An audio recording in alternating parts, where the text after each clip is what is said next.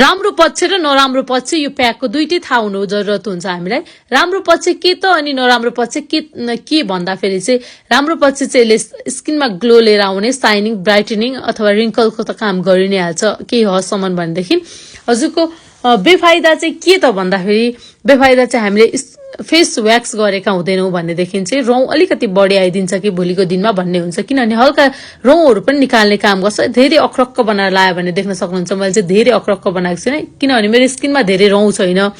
रौँ भयो भने चाहिँ अलिकति बढी निक्लिसकेपछि आउन त आइ नै हाल्छ, हजुरहरूलाई थाहा होला होइन, अलिकति बढी नै भइदिन्छ अथवा आउँछ भन्ने हुन्छ, डर हुन्छ नि त। फेस व्याक्स नगर्नेलाई त रौँ पनि जाने भयो अथवा सफा त भयो, तर भोलिको दिनमा चाहिँ अलिक रौँ ल्याइदिने हो कि भन्ने क्युरियोसिटी धेरै नै हुन्छ होइन, त्यस्तो प्रब्लम हुनसक्छ। फाइदा धेरै छ, बेफाइदा चाहिँ यही रौँको अलिकति प्रब्लम हुन्छ। अरू त यसले डेड सेलहरू पनि स्किनमा भएको ब्ल्याकेट्सहरू पनि रिमुभ गर्छ। आज चाहिँ मैले लगाउँदैछु भाइरल, एकदमै भाइरल प्याक होइन, अन्डाको बाहिरी भाग सेतो भागलाई र कफी अनि अलिकति हनी मिक्स गरेर मजाले लाउँदैछु, देख्न सक्नुहुन्छ होइन।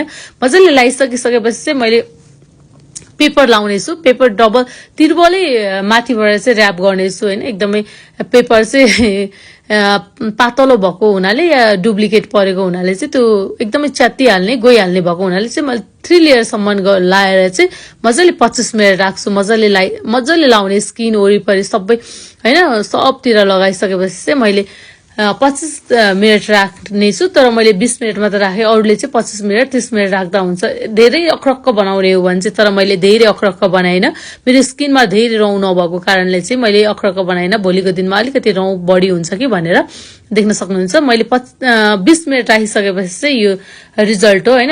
कहिलेकाहीँ पेपरहरूको डाम बस्छ, त्यो सामान्य कुरा नै हो, डाम बस्ने पनि मैले देखिरहेको थिएँ, तर मैले फेस वास गरिसकेपछि देख्न सक्नुहुन्छ मजाले टोनर लगाइदिएँ अनि मोइस्चराइजर सनस्क्रिन त छँदैछ होइन।